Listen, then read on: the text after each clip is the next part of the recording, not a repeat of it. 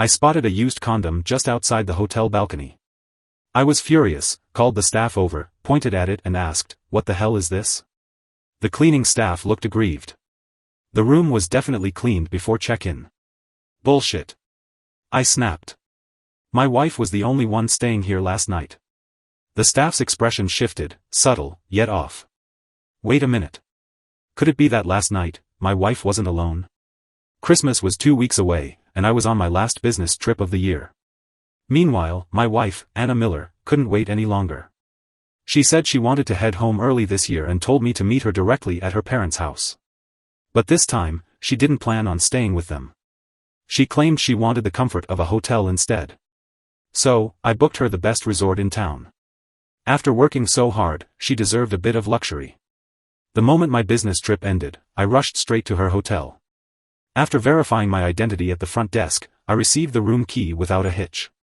The hotel was a mountainside resort, not too tall, designed as a series of apartment-style suites, each with its own balcony. Every balcony came with a private 2-person hot tub, offering a clear view of the distant snow-capped peaks. That was its biggest selling point. Dragging my suitcase inside, I noticed the room had already been tidied up. Anna had gone out early. I couldn't wait to check out the view. Stepping onto the balcony, I found it just as breathtaking as the ads had promised. It had snowed yesterday, and though today was clear, patches of white still clung to the mountain peaks. The scenery was stunning. I imagined myself soaking in the hot tub with Anna, watching the snow fall. The contrast of the crisp air outside and the steamy water inside, her skin damp and glistening. The thought sent a rush of heat through me. But just as I was immersed in my fantasy, something caught my attention. There, on the small ledge of the air conditioning unit outside the balcony, was a condom. A used condom. Every man knows exactly what that means. Disgusted, I stepped closer for a better look. No mistake, it was definitely used. My first thought was sheer revulsion. What kind of guest had stayed here before, so utterly lacking in basic decency? But then I glanced around. There was no way to toss something onto that ledge, except from this very balcony. My stomach lurched. I got angry all of a sudden. How could this be a 5-star hotel when they can't even handle hygiene properly? Fuming, I grabbed the phone and called the front desk. "Your housekeeping is absolutely disgusting," I snapped. "I want an explanation." It must have been my tone. Within minutes, the housekeeping manager arrived at my door in person, bringing along a cleaning staff member.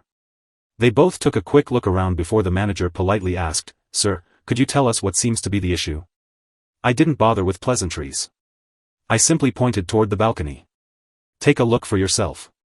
The moment the manager saw it, her face darkened. She immediately apologized, motioning for the cleaner to remove it at once. The cleaning staff also apologized repeatedly, saying that she had just cleaned in the morning and didn't notice it because there was still snow. This morning? I didn't like the sound of that. What are you trying to say? That I put it there? I just got here. My wife checked in yesterday around noon, and I doubt it was snowing then. Don't you check the rooms when they're vacant? The cleaner flushed red, clearly worried about getting blamed. She quickly defended herself, saying the room had been inspected before my wife checked in and that it had been completely clean. That only made me angrier. So you're telling me it wasn't there yesterday? My wife was the only one staying here last night. What exactly are you implying? I was livid, demanding to speak with the hotel's general manager. At first, the housekeeping manager tried to defend her staff, but seeing how furious I was, she quickly switched to damage control. She assured me it must have been an oversight, promised to address the staff's negligence, and even offered me 2 complimentary buffet vouchers as compensation. After a few more complaints, I felt my anger start to subside. This wasn't worth making a huge scene over, so I took the free buffet coupons and waved them off. But the cleaner didn't look pleased. She mumbled something under her breath as they were leaving. Then, just as they stepped outside, I caught her whispering to the manager. But there was definitely a man here last night. The manager immediately hushed her, clearly aware that saying something like that out loud could cause serious trouble. I stood frozen inside the room, my mind buzzing like static. I had never even considered this possibility. Could that condom really have been left by my wife? Had Anna cheated on me? They had already cleaned it up, and I couldn't bring myself to chase down the housekeeping staff for confirmation. Besides, after getting reprimanded by the manager, they probably wouldn't tell me the truth anyway. But the cleaner's words echoed in my mind, stirring a storm of suspicion I couldn't shake. Anna's sudden decision to return early had already caught me off guard. And instead of staying at her parents' house like she usually would, she insisted on booking a hotel. Was it possible that she really had someone else? Should I dig deeper? I was still caught in the spiral of doubt when the door opened. Anna was back. She walked in dressed in a brand new outfit, looking radiant. Her makeup was fresh, her mood light, and for some reason, there was something different about her. Or maybe it was just my paranoia, but for the first time, I swore I could see it in her expression, the glow of someone in love. So I decided to test her. "You're in such a good mood, did you meet your lover?" Her smile froze for just a fraction of a second before she burst into laughter, swaying playfully. "What are you talking about?" "I just went shopping with some old classmates." My stomach tightened, not just because I'd caught that flicker of surprise in her expression, but because she had actually bothered to explain herself. Anna never explained things to me. They say that when someone suspects infidelity, they suddenly turn into Sherlock Holmes. So I played along, pressing further. "Be honest, did someone else come to our room last night?" This time, her reaction was even more pronounced. Her smile faltered, and something flashed in her eyes, something bordering on irritation. "What's wrong with you today?" Sensing I was pushing too hard, I quickly backed off with a chuckle. "Relax, I just couldn't find my slippers when I got in. I was just kidding." She exhaled, her shoulders loosening. "I was out at a class reunion last night. Had a few too many drinks. A friend brought me back." I lowered my head, saying nothing, weighing her words carefully. "Are you angry?" Before I could answer, she came up behind me, sliding her hands onto my shoulders and leaning in close. Her voice was a soft whisper against my ear. "It was a girl who brought me back." I turned and pulled her into an embrace, kissing her lightly on the cheek. But my heart sank. Something wasn't right. This wasn't Anna. She never explained herself, never felt the need to. And she almost never initiated affection like this, especially in a way that felt so performative. Even without a psychology degree, I could tell. This was guilt. If she really brought someone back, then what the cleaning staff said would be half confirmed. There was no reason for me not to dig deeper now. That afternoon, while Anna was out again, I made my way to the hotel's security office. Flashing my room key, I told the guard that my wife couldn't remember whether she had brought something back last night, and I wanted to check the surveillance footage to confirm. Naturally, he refused at first, citing guest privacy regulations. So I slipped him $200 and asked him to do me a favor. Money worked like a charm.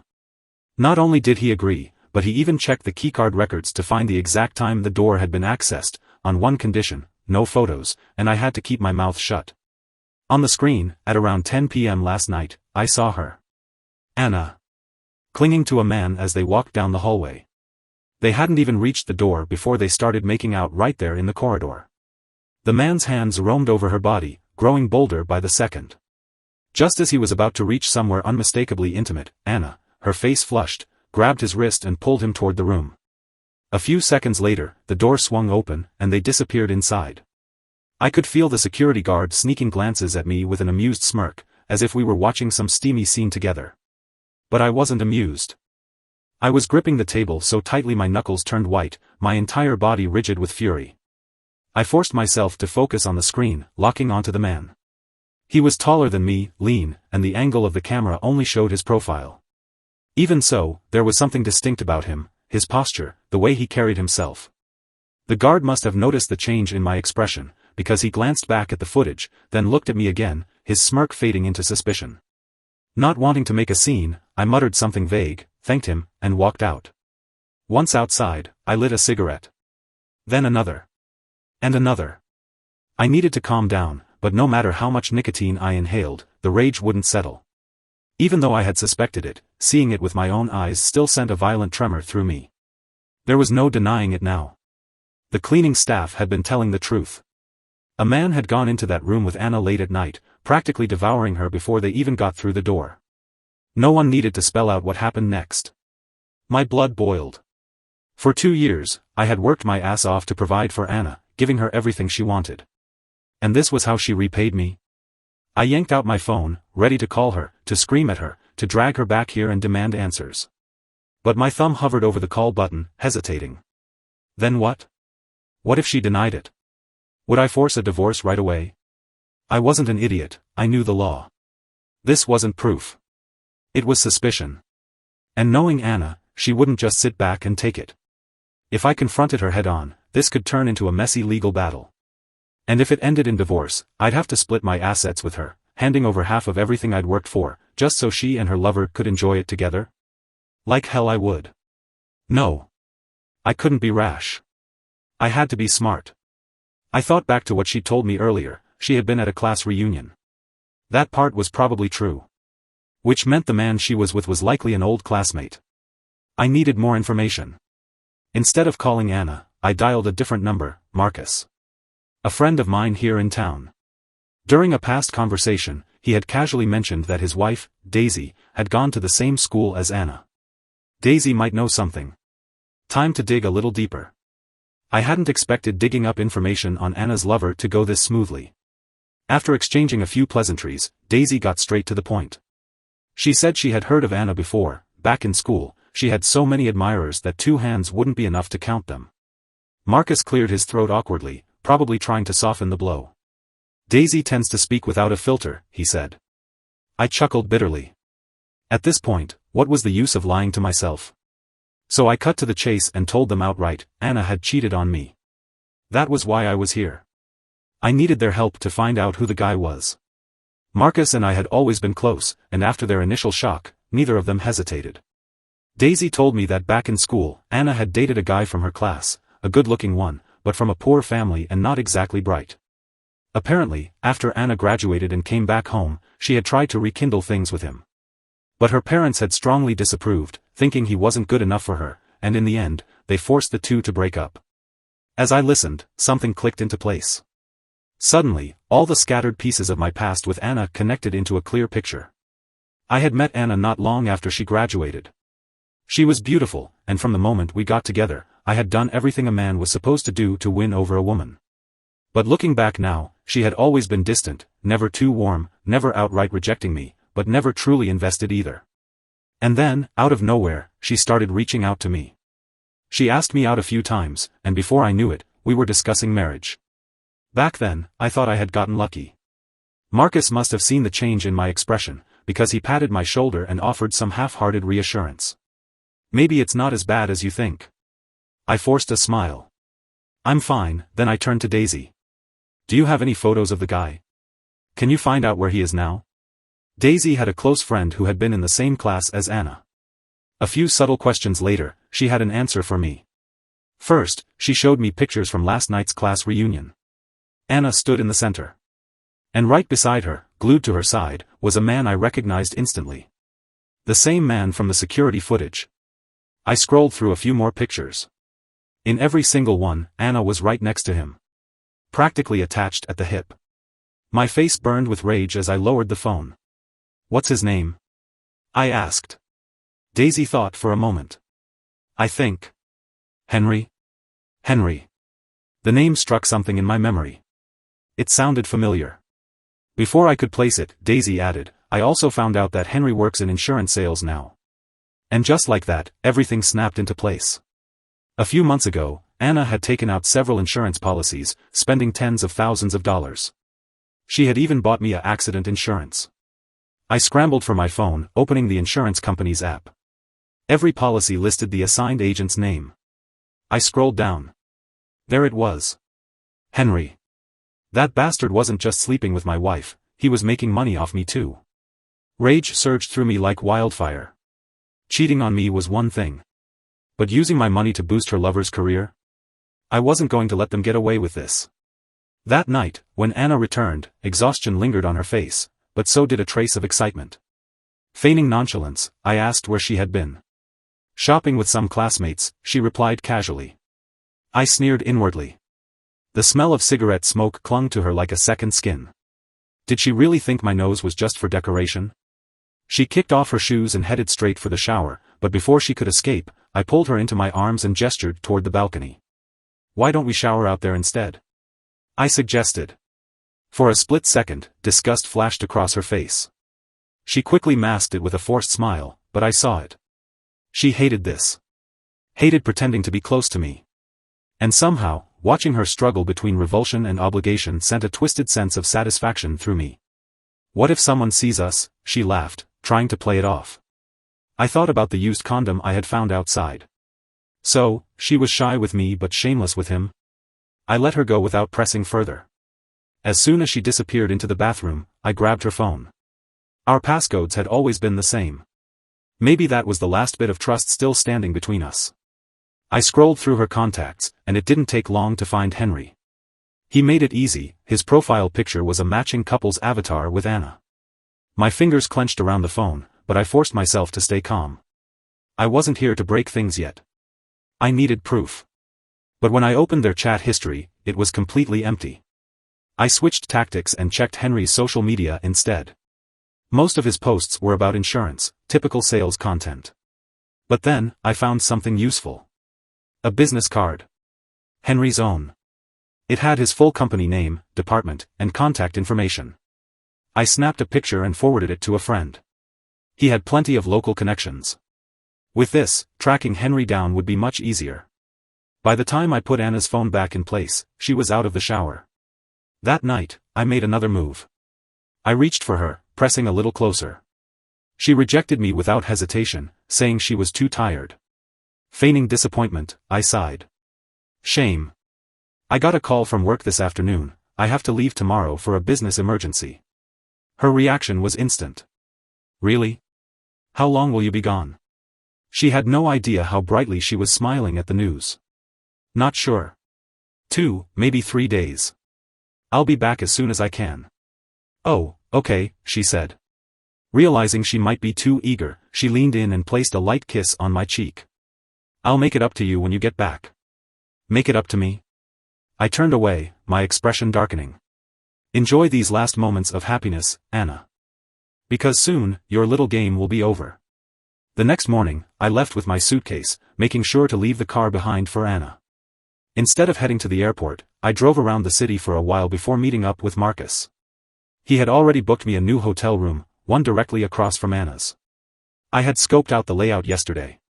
From this vantage point, I had a clear line of sight to the balcony and a partial view of the room's interior. That is, if they didn't close the curtains. But I had a feeling they wouldn't draw the curtains. In a moment of passion, when the mood was just right, who would give up the pleasure of a romantic view? Sure enough, it wasn't long before Marcus sent me a message. Anna just checked into the hotel with Henry. I set up my camera by the window, adjusting the lens. A few minutes later, I had everything I needed, frame after frame of my wife writhing in another man's arms. If I hadn't seen it with my own eyes, I wouldn't have believed it. The woman who had always been cold and indifferent to me, the one who acted like intimacy was a chore, was now a burning flame in someone else's arms. I had thought I was prepared for this. I had told myself I didn't care anymore. But the moment those images filled my viewfinder, my hands clenched into fists, nails digging deep into my palms, my entire body shaking with rage. Outside, as if nature itself was setting the mood, thick snowflakes began to fall. The frost on the balcony glass thickened, fogging up the window. Soon, I couldn't see inside anymore. I stepped away, my breaths ragged. In the bathroom, I turned on the faucet, splashing cold water on my face.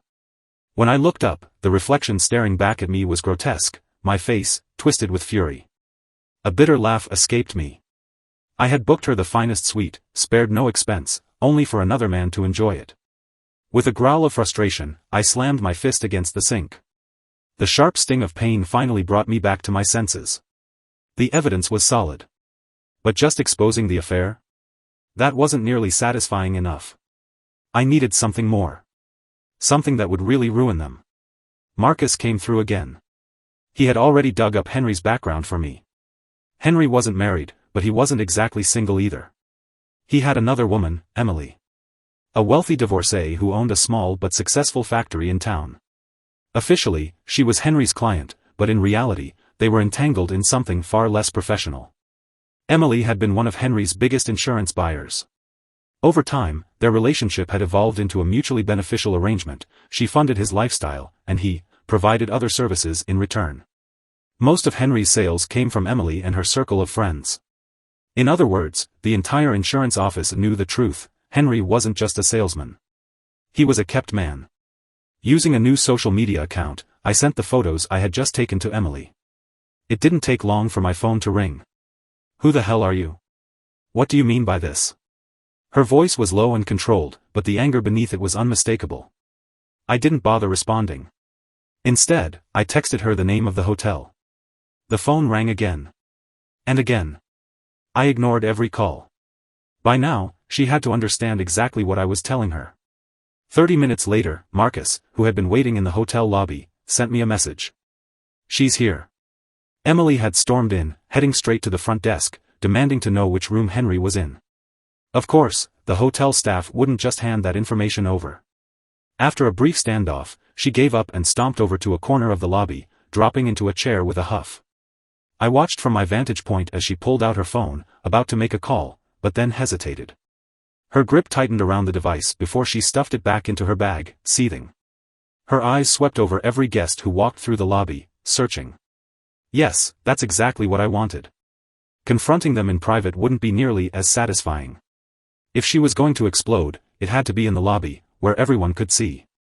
And the longer she sat there, stewing in rage while Henry was upstairs having the time of his life, the more that fury would build. But I wouldn't make her wait too long.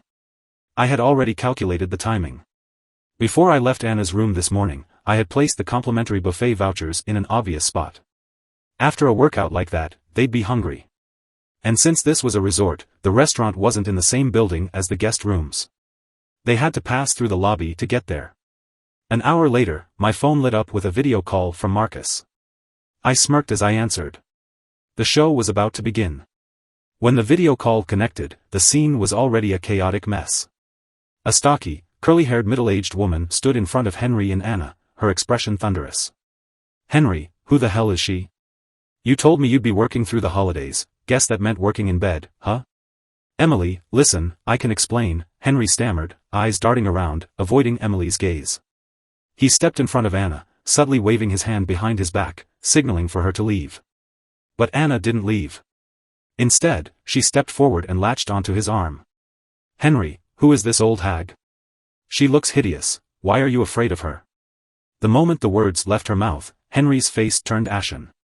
He reached out to cover Anna's mouth, but it was too late. Emily lunged forward. A sharp slap echoed through the hotel lobby. A vivid red handprint bloomed across Anna's cheek. You little whore, Emily spat. Watch your goddamn mouth. Anna froze in shock. Henry, she shrieked, turning to him. She hit me. She expected Henry to stand up for her. But before he could say a word, Emily turned on him just as fast, delivering a stinging slap across his face.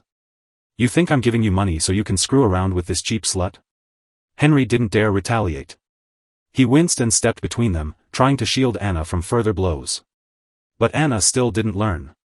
Who are you calling a slut? She shot back, her voice shrill with rage. Look at yourself in the mirror, you old hag. Who do you think you are? Bad move. Emily, already fuming, snapped.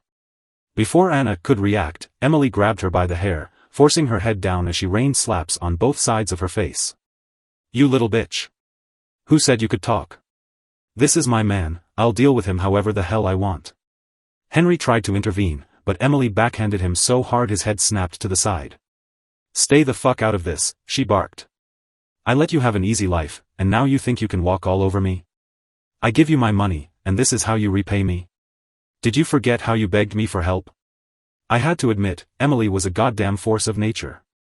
After all, no one likes being played for a fool, especially not when their own money is funding the betrayal. Henry stood there, head down, too terrified to say a word, using his body to shield Anna as best as he could. Anna, on the other hand, was a complete mess, her once pristine hair now tangled, her face swollen and red. After taking several slaps, she finally shut up, clutching her face and cowering behind Henry. The brawl only ended when a swarm of hotel security guards arrived, forming a barricade to separate them. Henry and Anna didn't stick around. With their heads hanging low and Emily still hurling insults behind them, they made a humiliating exit. I leaned back, feeling a rare sense of satisfaction. But this was only the beginning. Marcus wasted no time. He sent the footage to his wife Daisy, who then, quite accidentally, uploaded it to social media.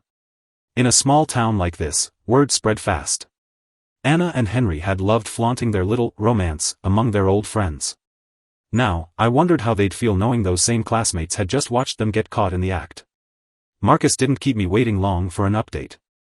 Barely 20 minutes after Daisy posted the video, social media exploded.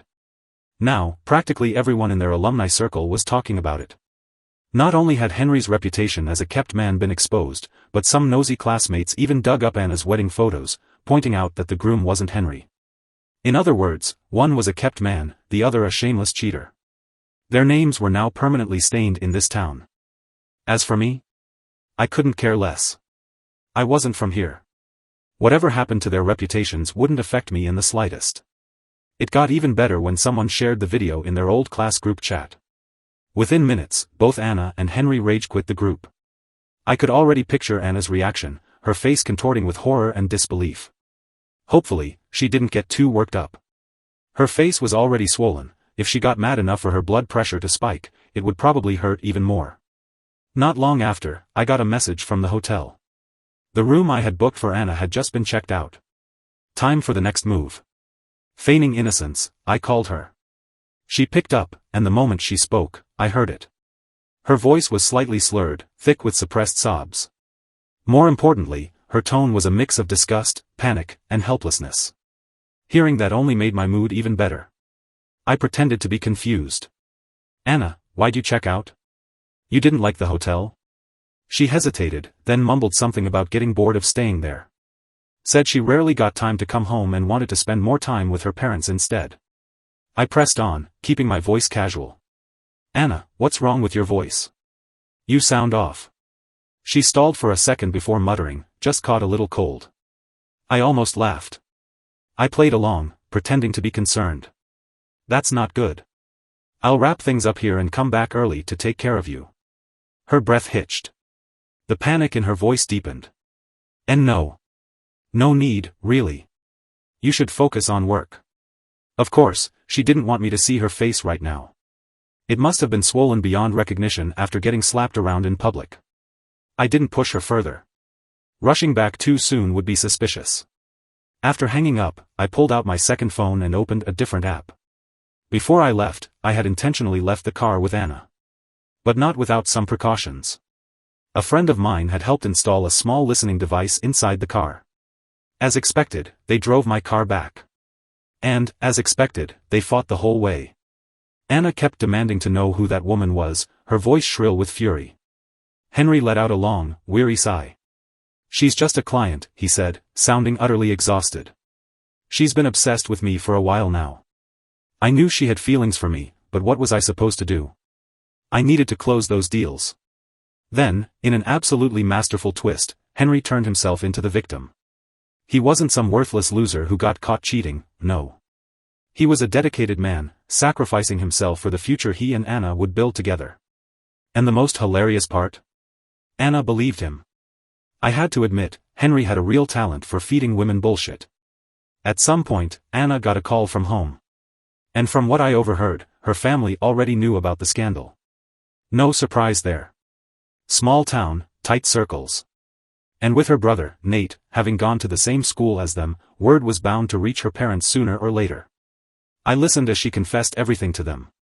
She admitted she had only married me because of them, because they had pushed her into it. But in her heart, the only man she had ever loved was Henry. She told them Henry had been working so hard to secure their future, and that she would divorce me as soon as the timing was right. Then, their conversation turned to money. Anna reassured her parents that they wouldn't let me walk away without paying up. She promised them she would get at least half of my assets. Told them to act normal, pretend everything was fine, keep me in the dark, until they could strike. And from the sound of it, her parents had agreed. They told her to bring Henry home so they could all sit down and plan their next move. If I hadn't already uncovered everything, I might have still been blindly loving this woman, while she and her entire family plotted to rob me blind. Driving my car. Sleeping with my wife. And now conspiring to gut me financially? This Christmas no one was getting a merry fucking holiday. I sent all the evidence to a lawyer friend. He didn't hesitate, told me straight up that I had more than enough to file for divorce on the grounds of infidelity and ensure that Anna wouldn't get a single penny. The next day, I pretended to return early from my trip and headed straight to her parents' house. I planned to lay everything out over dinner, expose them for the snakes they were, and then walk away, leaving them to stew in their own mess. When I arrived, Anna's mother was unusually warm. I nearly laughed out loud. So, they really had all agreed on the plan. Her family has always treated Anna as a treasure, the most beautiful woman to ever walk this earth. I was lucky to have her, like I should be grateful they allowed me to marry their precious daughter. They weren't outright rude to me, but every conversation somehow circled back to money. As if draining my bank account dry was some kind of divine right they held. Anna was in the bedroom when I got there. Her face, which had been bright red yesterday, had now turned a deep, ugly purple. The moment she saw me, her expression flickered between disgust and forced affection. Must have been so hard for her to keep up the act. I decided to poke the bear. "Anna," I gasped, feigning concern. "What happened to your face?" The look on her face was priceless. For a split second, pure hatred flashed in her eyes before she gritted her teeth. "I fell," she muttered. "Tripped and hit the floor." I widened my eyes dramatically. "So clumsy. Let me take a look, see if it's serious." I cupped her face gently, forcing her to meet my gaze. For a brief moment, I had the urge to return the favor, to slap her across the face as hard as Emily had. But I held back. No way in hell was I giving her an opening to accuse me of domestic violence. So instead, I just smiled. "Where's your dad?" I asked casually. "I brought some good stuff, thought we could have a drink while I show him something interesting." That had been the plan all along. Dinner time. The whole family gathered around the table. That's when I'd drop the divorce papers in front of them. And if anyone had anything to say, I'd shove the evidence straight in their faces and tear their entire household apart. Tonight, their plan came to an end. Anna suddenly told me that her father had gone to visit relatives in the neighboring town and handed me the car keys, asking me to pick him up. It was over 40 kilometers away. Normally, I wouldn't have questioned it, I would have just gone. But today, something felt off. Yesterday, their whole plan was to butter me up, to see if they could squeeze more money out of me before pulling the trigger. And they didn't even know when I was supposed to return. So why would they suddenly send me on an errand now? Something wasn't right. As I headed out the door, I casually asked Anna's mother, just to confirm. "When did Mr. Miller leave for paternal uncle's?" She blinked, confusion written all over her face. "What?" Before I could press further, Anna rushed out of the room. "Mom, come here, I need your help with something," she called, grabbing her mother's arm. Then she turned to me, all smiles. "You should get going. It's going to snow soon, and the roads will get slippery." Everything about this was wrong. As I stepped outside, my mind replayed the last few seconds, her mother's confusion, Anna's split-second panic. Something wasn't adding up. A chill that had nothing to do with the weather ran down my spine.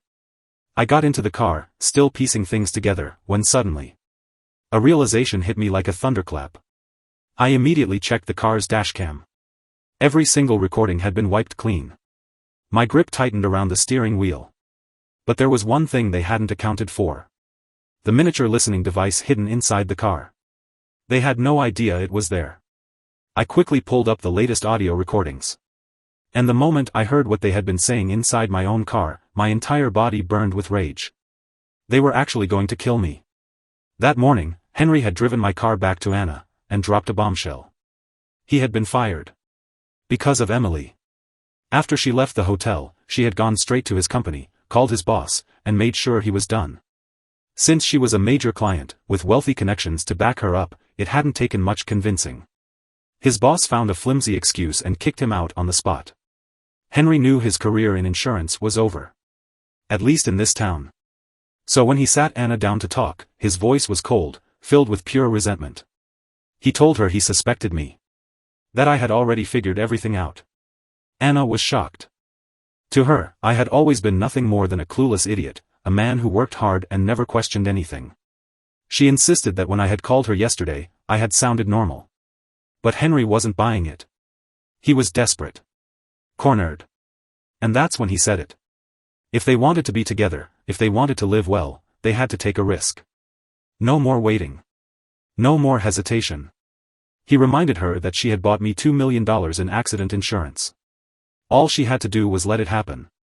With me gone, she wouldn't just get the payout, she would also inherit everything I owned. No lawyers, no settlements, no drawn-out divorce battle. Just instant freedom and wealth. At first, Anna was terrified. But Henry knew how to break her down. Sweet words, empty promises, and enough fake tears to convince her it was the only way. And in the end? She agreed. Henry then revealed that he had already tampered with my car. Said he used to study auto repair. All it would take was for me to hit 100 miles per hour, and the brakes would fail. No skid marks. No signs of foul play. Just a tragic accident. As long as Anna kept quiet, no one would suspect a thing. Whether or not I knew about their affair didn't matter anymore. They were going to kill me before I even had a chance to act. And they thought they would get away with it. They thought I was stupid. They thought I would just die like an obedient little fool. But if they wanted a war, they were about to find out what real hell looked like. The moment I finished listening to that recording, I felt like I had plunged into an ice-cold abyss. Then, just as quickly, every drop of blood in my body surged to my head like a tidal wave of fury. My wife was planning to kill me. All so she could run off with her pathetic excuse of a lover. I ripped the listening device from its hiding spot, my first instinct to storm upstairs, confront her, and drag her straight to the police. But then, I spotted someone walking through the front gate of the neighborhood. Nate. Anna's younger brother. Lazy, entitled, and just as selfish as she was. To him, I had never been more than a walking ATM. He barely acknowledged me unless he needed something. But now? Now, it was my turn. If she wanted to play dirty, then so could I. I had noticed earlier, her mother had looked completely unaware of the murder plot. Which meant her family didn't know. I called out casually, "Hey, Nate. Want to drive?" His disinterested gaze barely flicked toward me, until he registered what I was offering. I had refused to lend him my car after a few too many accidents. He had even whined to Anna about it multiple times, complaining that I was being stingy. Now, the moment I mentioned driving, his eyes lit up. I kept my tone light. "I have something to do. Why don't you go pick up your dad?" Nate didn't even hesitate. The keys barely touched his fingers before he was grinning ear to ear and heading straight for the car. As I watched him drive away, I felt nothing. No guilt. No hesitation. It was out of my hands now. I wandered outside for a while, giving it about 30 minutes before I made my move. Then, I headed upstairs. "I'm back," I called out loudly as I stepped inside. Anna came running. Her face was as white as a corpse, her eyes wide with horror, like she had just seen a ghost. You're back? Already?" Her entire body was tense, her gaze flickering over me, checking for something. I smiled. "Yeah." I ran into Nate downstairs. "He said he wanted to drive, so I let him go pick up your dad instead." The color drained from her face. Her lips parted, but no words came out. Then, without another second of hesitation, she spun on her heels and bolted into the bedroom, grabbing her phone. Her fingers fumbled over the screen, shaking violently as she frantically tried to make a call. I leaned against the doorway, watching her in silence. Her whole world was collapsing. And she knew it. I didn't bother pretending anymore. I simply stood in the living room, calmly watching as Anna spiraled into a full-blown meltdown. She dialed again. And again. And again. Until, finally, after what must have been dozens of failed attempts, she snapped. Tears streamed down her face as she turned wild-eyed and charged at me, fists clenched. "You did this on purpose, didn't you? You knew. You were trying to get back at me, weren't you?" I pushed her away with ease. "Anna, what are you talking about? I don't understand a word you're saying." Her mother came rushing in from the kitchen, alarmed by the commotion. "What's going on?" she asked. But Anna couldn't answer. She couldn't explain. She just stood there, shaking, tears still pouring down her face. So I did it for her. I turned to her mother with a casual shrug. "Oh, nothing. I just asked Nate to go pick up Mr. Miller since he wanted to drive." Her mother, clueless as ever, frowned at Anna. "Anna, what's wrong with you? Nate isn't a child anymore. He's driven plenty of times." And then, right on cue, her father walked through the front door. I widened my eyes in mock surprise. "Mr. Miller. You're back already? What happened? Didn't Nate pick you up?" Even her mother looked puzzled now, turning toward Anna for an explanation. Anna could barely stand. Her knees buckled as she let out a choked sob. Then, without a word, she grabbed both of her parents and dragged them into a bedroom. I didn't follow. I didn't have to.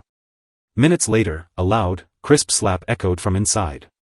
Then her father's furious roar. Then her mother's wailing.